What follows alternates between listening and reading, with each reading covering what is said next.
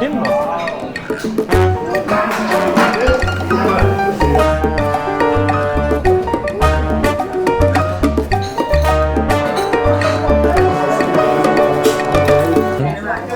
Arkadaşlar bu kuzu bağırsak. İçi de sulu sulu. Çıtır çıtır. İnanılmaz lezzetli.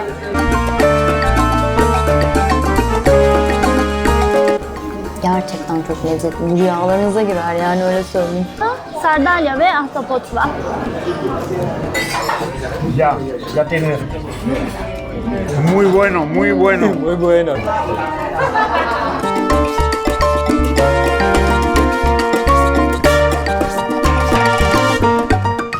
Hola, herkese merhaba. Ben Büşra, kanalıma hoş geldiniz arkadaşlar. Bugün sizlerle Madrid gastronomi turu yapacağız. Madrid'de neler yemelisiniz ve en iyi nerelerde yiyebilirsiniz? Bugün birlikte restoranları, tapas barları geziyor olacağız. O zaman haydi videomuza başlayalım.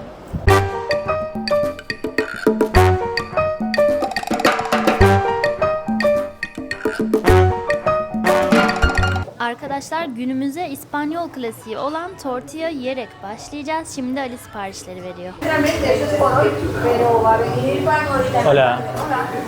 Esta, con cebollo. Sí.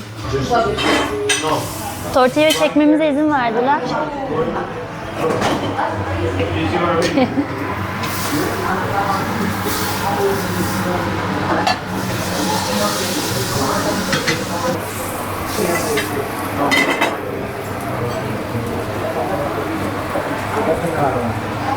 ¿Qué es esto?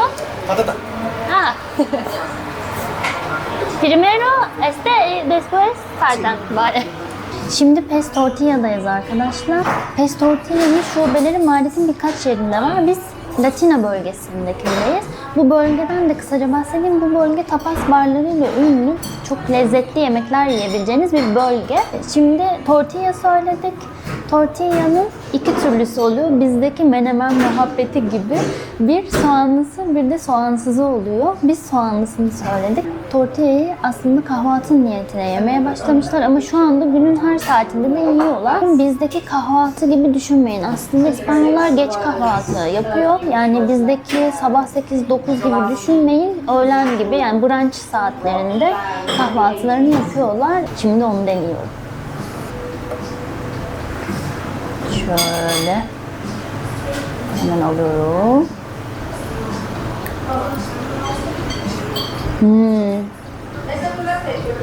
Çok güzel, kıvamda çok güzel. Kesinlikle bence soğanlı yemelisiniz arkadaşlar. Tortilla'nın da iyisi kötüsü, daha yoğunu, daha akışkanı bir sürü çeşidi bulunuyor.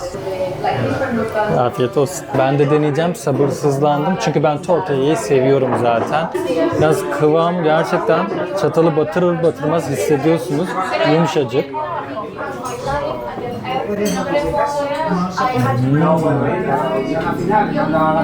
Madrid'e gelirseniz mutlaka Pez Tortilla'ya uğrayın. Sıradaki durağımıza gidiyoruz. Şimdi churros cennetine geldik arkadaşlar. Madrid'in en popüler ve en eski churroscusu San Ginés'in önündeyiz. Şimdi gireceğiz ve o lezzetli churrosları yiyeceğiz.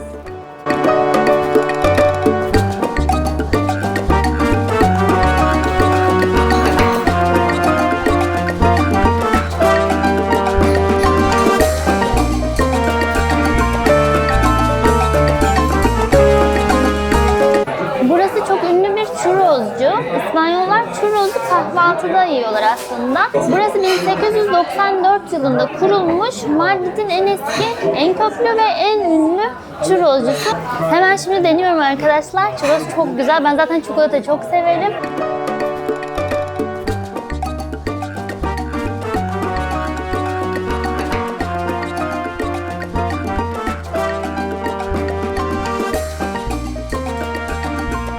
Bu çok güzel bir şey ya. Çıtır çıtır. Çikolatası da aşırı şekerli olmuyor, o yüzden ben bunun çikolatasını da seviyorum. Bir de bunların cinsleri var. Çok kısa ondan da bahsedeyim. Biraz önce Büşra'nın tadımladığı churros dediği daha inceydi. Bir de onun şu ebatta, yani oldukça büyük bir şekilde. Ben buna anlam veremiyorum. Şöyle göstereyim. Buna da porras diyorlar. Bu da ikili olarak menüde satılıyor. Bunu genelde çikolatasız yediklerini görmüştüm. Ama çikolatalı da yeniyor. Şimdi ben sizin için hemen bir tane çikolatalı tadımlayacağım. Bu arada daha önce hiç bundan yememiştim. Böyle çikolatayı sıcak sıcak banıyorsunuz. Bu arada porras da churros da oldukça çıtır, çıtır, çok taze. Bu çikolata da sıcak.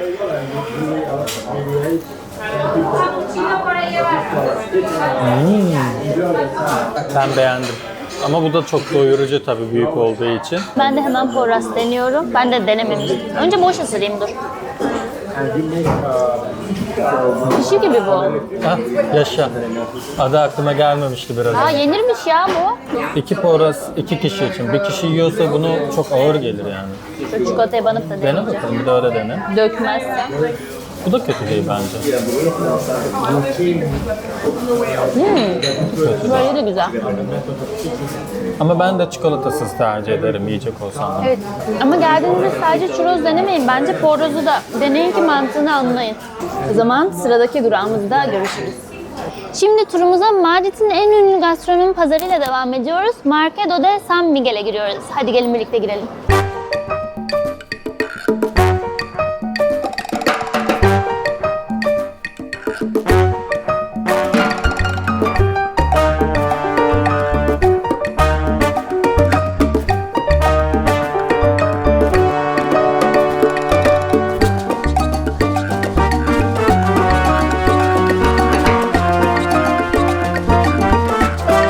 San Miguel'de yiyeceklerimizi seçtik arkadaşlar. Şimdi tadlarına bakacağız. O kadar çok seçenek var ki insan gerçekten ne yiyeceğini bilemiyor. Yani seçim yapmak aşırı zor. Deniz ürünleri mi yiyelim, peynir mi yiyelim, zeytin mi yiyelim? Çünkü bunlar zeytinleri turşu gibi de yapıyor. Çeşit çeşit aklınıza gelebilecek her şey var ama biz hemen tercihlerimizi yaptık. Özellikle zeytinler konusunda gerçekten aşmışlar. O yüzden biz daha önce denemediğimiz için yeşil bir zeytinin içine midye ve sanırım domates gibi bir sos var. Hayır o kırmızı biber, Ha, okey. köz biber. Köz biber var. Şu şekilde gözüküyor. Evet. Ve zeytin o kadar büyük ki. Bunu söyledik. Onun yanına da şöyle hem yeşil zeytin, hem siyah zeytin, hem de karidesli. Ortadaki de kuru domates, Kuru domates, gibi görüyorum aynen. ama göreceğiniz üzere çok güzel bir karışım olmuş burada. Evet. Burada da safranlı soğanlı sardalya ve ahtapot var. Şimdi bunların tadına bakacağız. O zaman deniyorum. Hangisinden başlayayım? Ben zeytinlerden başlayayım. Zeytin aynen. Zeytin. Somon da var içinde doğru. Karides, somon, siyah zeytin, kuru domates yiyorum. Hepsini ağzıma alamayacağım peki. Ben alacağım. Çok güzel. Arkadaşlar bu zeytinlerden zeytin diye almamazlık yapmayın. Zaten bunların içinde bir sürü şey oluyor ve turşu gibi oluyor. Yani bizdeki normal düz zeytinler gibi olmuyor. Bence bunu da sen tat.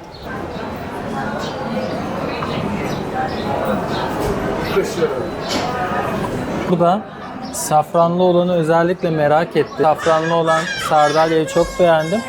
Bu tarz ekmeklerin üstüne böyle küçük tadımlık yapılan bunlara pinchos diyorlar. Ve çok lezzetli oluyor atıştırmalık olarak. Ben ilk geldiğimde bunları da tapas deniyor zannediyordum ama küçük olanlarına pinchos deniyormuş. Ama tapas yani aynı zamanda. Öncelikle şunu söyleyeyim, soğanı biraz karamelize olmuş. O yüzden hafif tatlı bir tat geliyor. Safranla beraber aromasını çok beğendim. Sardalyalı birçok opsiyon görebiliyorsunuz ama size tavsiyem safran seviyorsanız kesinlikle bunu denemelisiniz. Şimdi ben de ahtapotluyu deneyeceğim. Altında sanırım patates püresi var. Üzerinde ahtapot ve onun üzerinde İspanyolların kırmızı bir biberi var. Toz biber. Ondan dökmüşler. Çok lezzetli görünüyor. Hemen ben de bunu deniyorum. Ama biraz dökülecek gibi, bir saniye.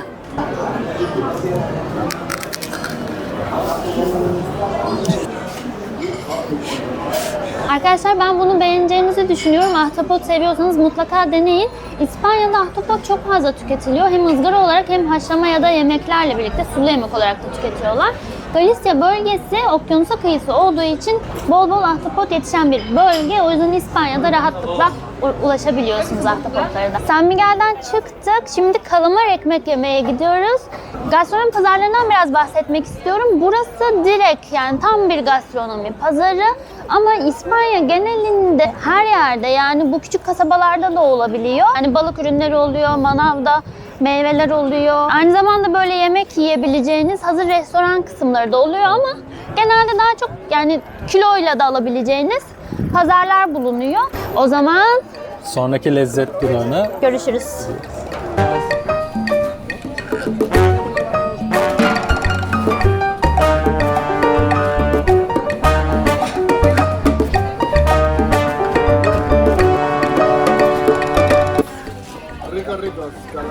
Arkadaşlar şimdiki durağımızda kalamar ekmek deneyeceğiz. Kalamar ekmek Madrid'e geldiğinizde çok uyguna hem de çok lezzetli bir yemek seçeneği olarak karşınıza çıkacak. Hemen arkamdaki mekan La Campana. Burası Madrid'in en ünlü kalamar ekmekçisi.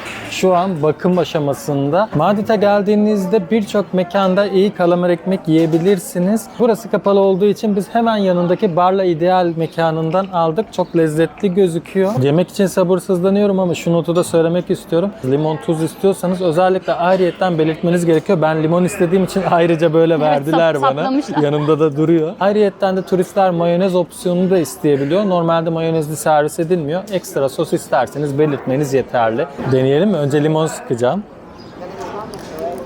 Aa, nasıl saplamış? Bazen elini tutuşturuyorlar. En azından kürdanla vermiş. Hemen kocaman bir ısırık alacağım.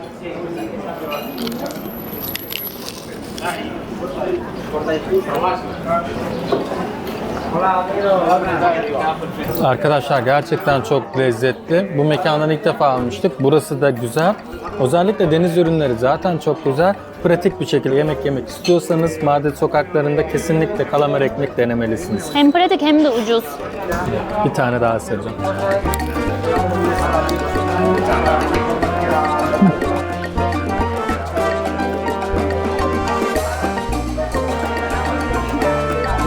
Sen kalamar yedin, ekmek yemedin.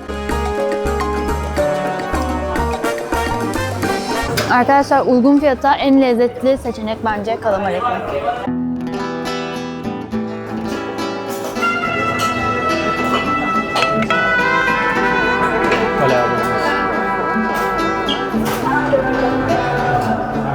Bakalım.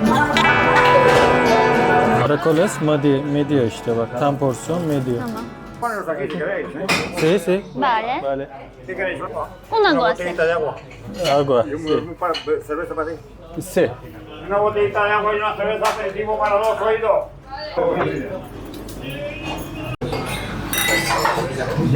Ya tiene eso. Quita alguno.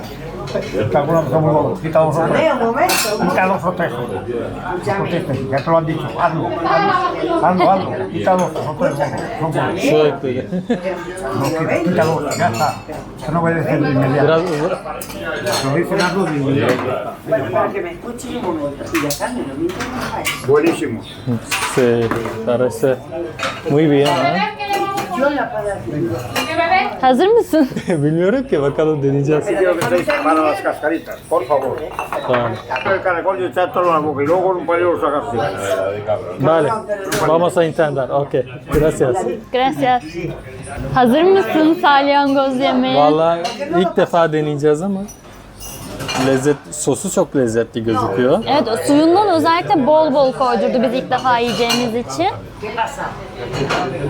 Nasıl yiyeceğimizi de sorduk. Bakalım.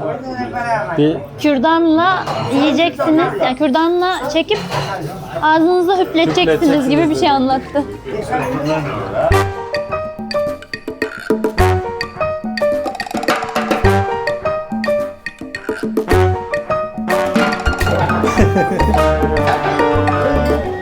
Muy bueno, muy bueno. muy bueno, sí. Muy bueno. Sessiz. Yiyin abi, yiyin durmayın diyor. Beğendin mi? Dayı şöyle güzelce bandı dedi.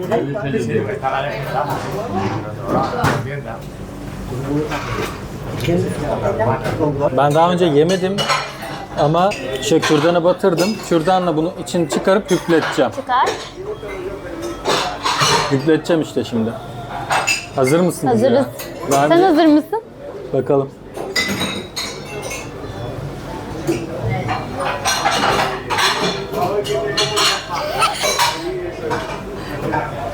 Ay çok merak ediyorum ne düşündüğünü.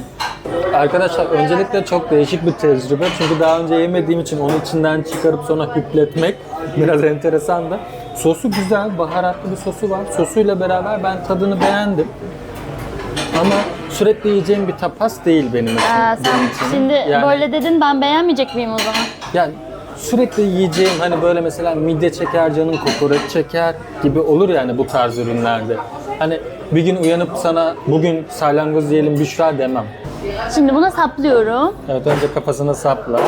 Aa, çok çabuk Geliyor zaten. çıktı. Evet geliyor hemen. Aslında hüpleteceksin onu. Aynen. Küçük ısıracağım ama ben bütün denemeye korkuyorum. Tamam, ilk deneyim için.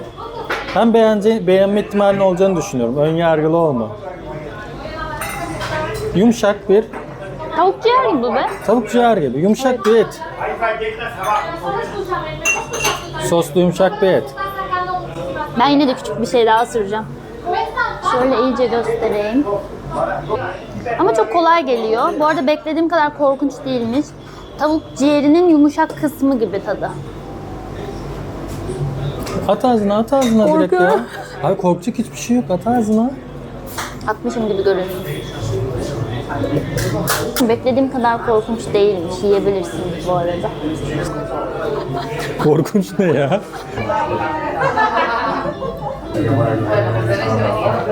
Arkadaşlar ben biraz ön yargılıydım ama dediğim gibi biraz tavuk ciğeri tadında ve çok çabuk çıkıyor. Yani ben biraz daha zorlanacağımı düşünmüştüm. Yani eğer salyangoz deneyimlemediyseniz ilkini burada deneyimleyebilirsiniz çünkü çok köklü bir geçmişi var. Sahibi Amedeo'yu da gördünüz ve kendisi servis yapıyor.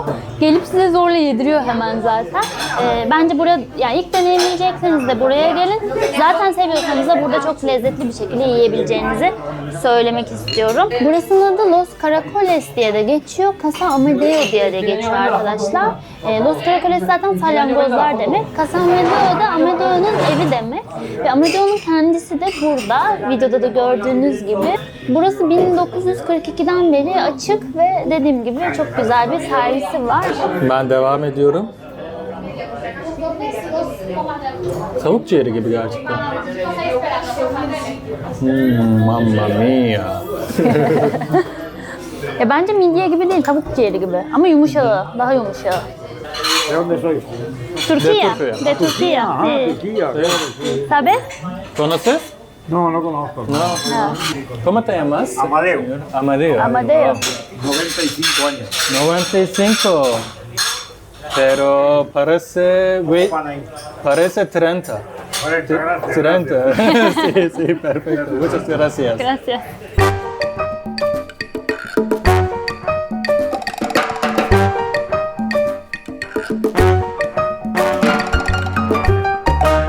İspanya'nın ünlü lezzeti paella yemeye geldik arkadaşlar. Öncelikle şunu söylemek istiyorum. Eğer Madrid'e gezmeye geldiyseniz ama Valencia'ya gitmeyecekseniz Madrid'de bunu deneyin diyorum. Çünkü Madrid'de de paella'yı güzel yapan yerler var. Valencia gezisi yapacaksanız paella'yı öncelikle Valencia'da yemenizi tavsiye ederim. Çünkü ana çıkış noktası Valencia. Bir uyarı daha yapmak istiyorum. Eğer paella'yı ilk defa yiyecekseniz Madrid'in herhangi bir yerinde yemeyin. Çünkü bazı yerler gerçekten güzel yapamıyor. Özenle puanlarına dikkat ederek ilk defa paella'yı deneyin. Biz şu an karışık olanı söyledik. Yani hem deniz ürünleri var, hem sebzeler var, hem de tavuklar var. Yani tam bir combo mix bir paella yiyeceğiz şimdi. O zaman hemen açılış yapıyorum Ali. Sana ayıp olmazsa. Hayır. Ay çok güzel ya. Tavşan var, tavuk var. Şöyle göstereyim. Pirinç biraz kalın, bulgura benziyor ama pirinç bu. Paella pirinci farklı oluyor. Sebzelerle harmanlanmış, kendi suyunda pişirmiş ve orijinalinde safran var arkadaşlar. Böyle, çok güzel görünüyor yalnız. Ağzım sulandı daha yemeden. Dumanı tutuyor zaten. Ya paela'nın iyisi gerçekten çok lezzetli. Rüyalarınıza girer yani öyle söyleyeyim. Balık suyuyla yani kendi suyunda demlendiği için o aroması pilavına geçmiş oluyor. Burası bu işi yapıyor. Yani buraya gelmenizi önerebilirim. Hem de Sol Meydanı'na ve merkezi bir sürü yere yakın. İspanyol bir arkadaşımla sohbet ettiğimde, açıkçası Barcelona'ya gittiğimizde sohbet ettiğimde paella yemek istemiştim akşam ya da yiyelim mi gibi sohbet etmiştik. Biraz şaşırmıştı neden diye sorduğumda paella genellikle İspanyolların öğle yemeği olarak tükettiği bir yemek. Bunun amacı da hem uzun süre pişiyor hem de biraz ağır bir yemek olduğu için öğle menüsü olarak aslında geleneksel olarak tüketmeye başlamışlar. Hemen karidesle başlayacağım. Karidesi direkt kabuklu olarak koyuyorlar arkadaşlar. O yüzden soymamız gerekiyor. Çok sıcakmış bu arada. Bu arada bazen daha küçüğü geliyor, bazen büyük olanları koyuyorlar. Bu büyükmüş. Bunu ayıklamamız gerekiyor. Şu kafa tarafı, buradan sıkıca tuttuğunuzda, kafayı çektiğinizde direkt olarak kafası kopuyor arkadaşlar. Sonra da artık kabuk kısmına. Bunu kabuklu tüketenler de var ama sert bir kabuk. Kabuğu da ayıkladığımızda arkadaşlar sadece et kısmı kalıyor. Burada ufak bir uyarı yapmak istiyorum. Bağırsak kısmı sırt kısmında oluyor. Bu sırt kısmını bıçakla şöyle kestiğinizde siyah ip şeklinde bağırsağı göreceksiniz. Bağırsağı da temizledikten sonra artık yemeğe hazır karidesimiz var. Biraz zahmetli oldu ama her güzel şey biraz zahmetli olur. Şimdi yemek için sabırsızlanıyorum. Her şey kabuklu arkadaşlar direkt içerisinde.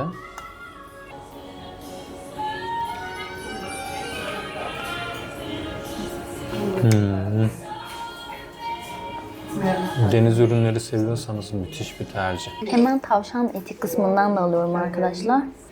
Şöyle göstereyim, minnacık. Ben bunları tavşan şeklinde gördüğümde çok üzülüyorum ama böyle de çok lezzetli. Hemen yiyorum.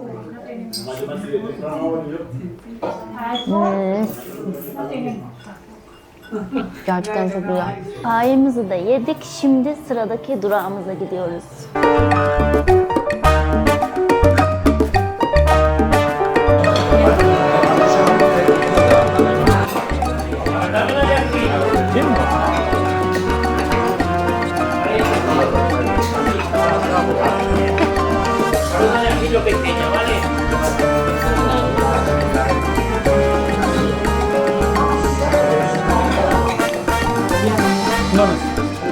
İspanya'da bir restorana girer girmez ilk yapacakları şey size içeceğinizi sormak olacaktır. Böyle bir kültür var.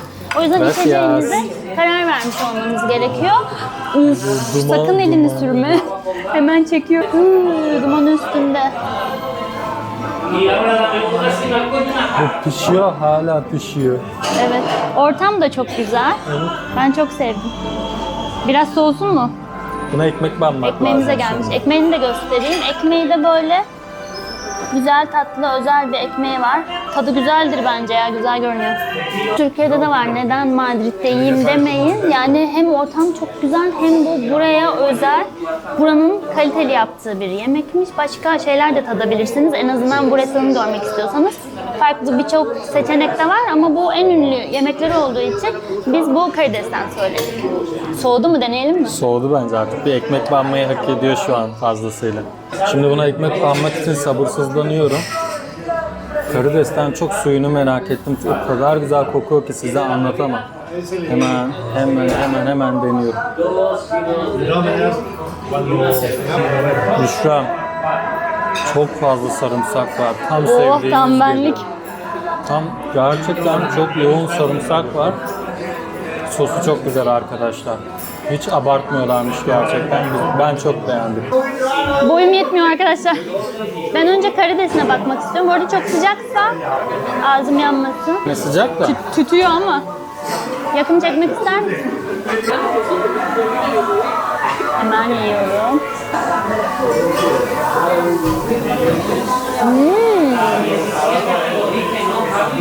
Bayağı iyi. Bu arada karidesler bence çok taze. Suyuna bayılacaksın. Çok güzel.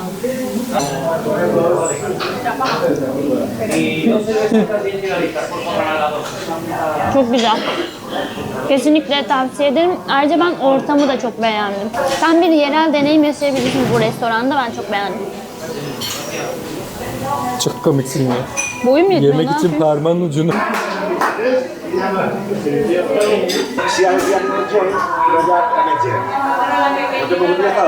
Oo, birası çok güzel. Oh, buz gibi. Ya da ben susamışım bilmiyorum. Bana çok güzel geldi. Çıkırdı. Güzel güzel, ben beğendim. İspanya'nın zaten bira içecekseniz İspanya'da mutlaka açık bira için. Biralar gerçekten lezzetli. Ama ufak bir tavsiye söyleyeceğim size. Bira söylediğinizde gönül rahatlığıyla fıçıdan söyleyebilirsiniz. Buna da kanya diyorlar böyle bardakta. Küçük. Yani doble. Büyük de. Evet, bu küçük aslında, büyük gibi gözükse de bir tane kanya istiyorum dediğinizde en lezzetli birası size gelecektir. Pardon. Abilere kolumu uzatmışım.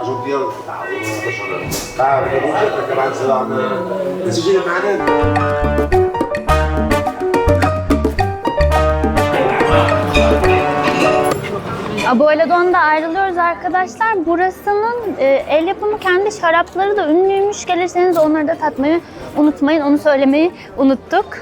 O zaman sıradaki durağımız. Sıradaki durağımız Casa Tonya arkadaşlar. Burası şehrin göbeğinde gizli kalmış denebilecek, herkesin bilmediği, daha çok yerellerin geldiği ama hem uygun fiyatlı hem de çok lezzetli yemekleri olan bir tapas bar. Aslında burayı gurmeler biliyor diyebiliriz. Biz de Madrid gurmelerinden burayı öğrenmiştik.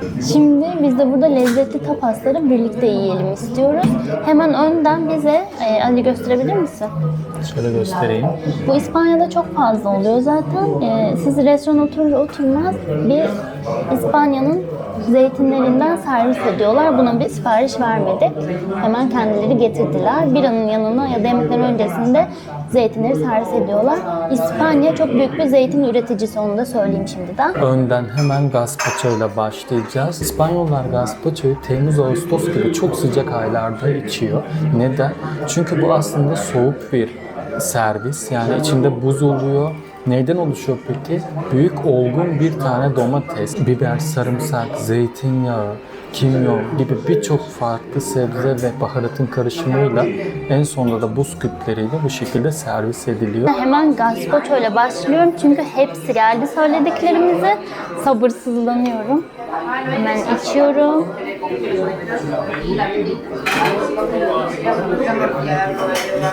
İnanılmaz aromalı bir şey. Ve sarımsak da var bunun içinde Ali. Evet, yoğun bir sarımsak Yoğun bir var. sarımsak da var. Of, çok güzel. Bu arada üzerine koydukları zeytinyağı, İspanya zeytinyağı konusunda da uzman olduğu için buna çok lezzetli bir zeytinyağı koymuşlar. Yani sıradan bir zeytinyağı değil. O zeytinyağının tadını da alıyorum. Ayrıca neden yazın içtiklerini de anlıyorum. Buz gibi, çok güzel, çok serinletici bir lezzet. Hemen bir daha içeceğim. Sana bırakmıyormuşum. Burada bir de padron biberi söyledik. İspanya'nın, yani bütün restoranlarında neredeyse bulabileceğiniz bir biber.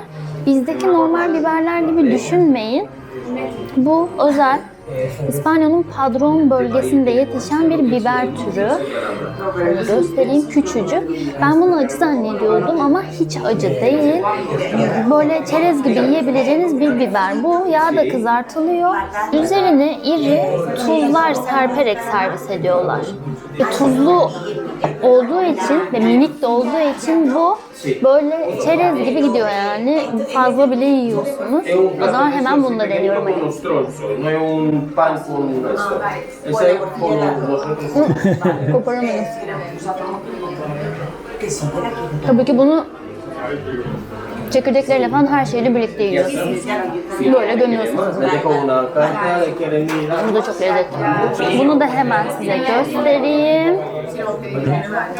Arkadaşlar bu kuzu bağırsak bu şekilde servis ediliyor. Bizdeki gibi baharatlı değil, bunun servisi de bu şekilde ama full ızgara, yani bu çıtır şu anda. Üzerinde yine kalın tuzlar serpmişler, yanında da limon servisi var. Arkadaşlar hemen bir tane aldım. Şöyle size göstereyim. Bunu hemen ısıracağım.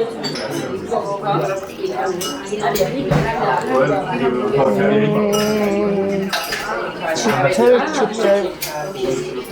İnanılmaz lezzetli. Oha, bunu bu kadar beğeneceğimi düşünmemiştim Ali. Gerçekten mi? Çok güzel. Çıtırlığı inanılmaz. Ama içi de bir o kadar yumuşak aynı zamanda. Yani dışı çıtır çıtır ama içi kurumamış, sulu. Ve dışında da tuzladıkları için bonissimo. Çok güzel, ben çok beğendim. O zaman bir tane daha sürüyorum. Acaba limonlu nasıl? Limon da koymuşlar. Onu da sen dene. Çok güzel kokuyor. Full kızarmış kokoreç kokusu var.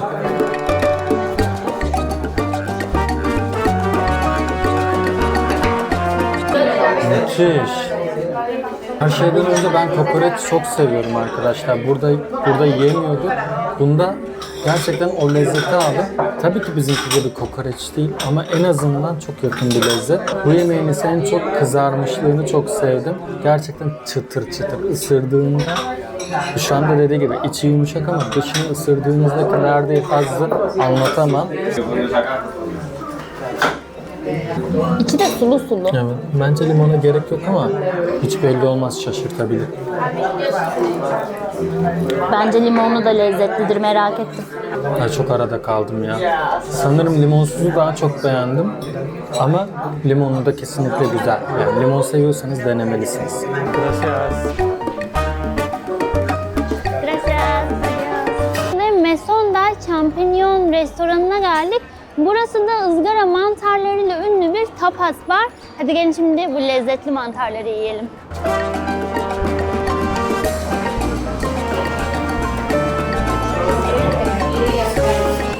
O sakinmiş de içerisi. Hola. Dos personas.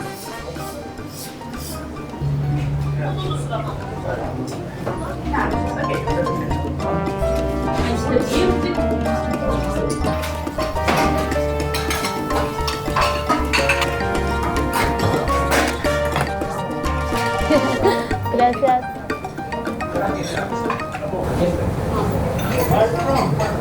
Turquía. Turquía. Sí, ¿sabes? Sí, Ankara, Estambul.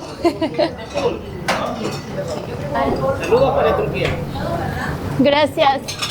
Otur oturmaz menüyü tablet olarak veriyorlar. Tabletten hem görüntüleriyle beraber buradan seçiyorsunuz. Biz tabii ki en meşhur olan champignon, yani mantarından sipariş vereceğiz. Şampinyonlarımız geldi, yani mantarlarımız. Bunun içinde ne var? Ben size kısaca hemen ondan bahsedeyim. Bunun içerisinde sarımsak, maydanoz ve kendi suyuyla oluşuyor. O yüzden çok lezzetli. Yani ızgarada böyle sulu sulu bir şekilde geliyor. Hatta tabağı alırken biraz önce üzerime döktüm. Çok lezzetli. Çift kürdan koymuşlar. Hemen deniyorum.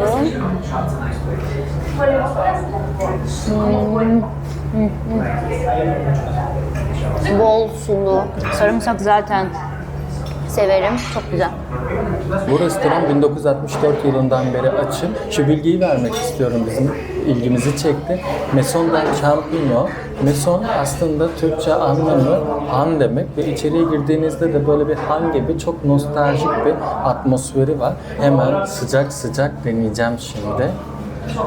Şöyle 2 tane kürdan tutuyorum ben de.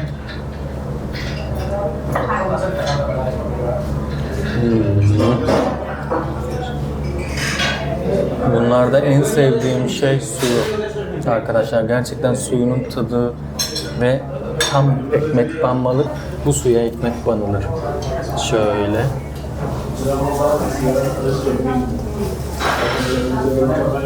Yani ekmek banacaksın. Buna banmazsan olmaz. Oh, afiyet olsun. Sarımsağı zaten çok seviyoruz.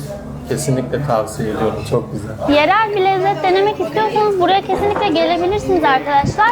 Hemen bu zaten Sol Meydanı'na çok yakın. Plaza Mayor'un da hemen yan tarafında. Aslında Plaza Mayor'un duvarının içerisinde burası. Plaza Mayor'un da yanında. O yüzden merkezde yerel bir tat tadabileceğiniz bir yer burası. Ayrıca da çok lezzetliydi. Dediğim gibi diğer tapasları da tadabilirsiniz. Bugünlük videomuzun sonuna geldik. Umarım videomuzu beğenmişsinizdir. Sizlerle Madrid'de gidilmesi gereken hem ünlü hem çok lezzetli restoranları gezdik. Madrid'e uğradığınızda mutlaka bu restoranlara da uğrayın. Umarım gerçekten beğenmişsinizdir. Videomuzu beğendiyseniz beğen tuşuna basmayı, abone olmayı ve yorum yapmayı unutmayın. Hangilerini beğendiniz, neleri merak ettiniz, siz neleri deneyimlemek isterdiniz yorumlarda da buluşalım. O zaman bir sonraki videoda görüşmek üzere, hoşça kalın.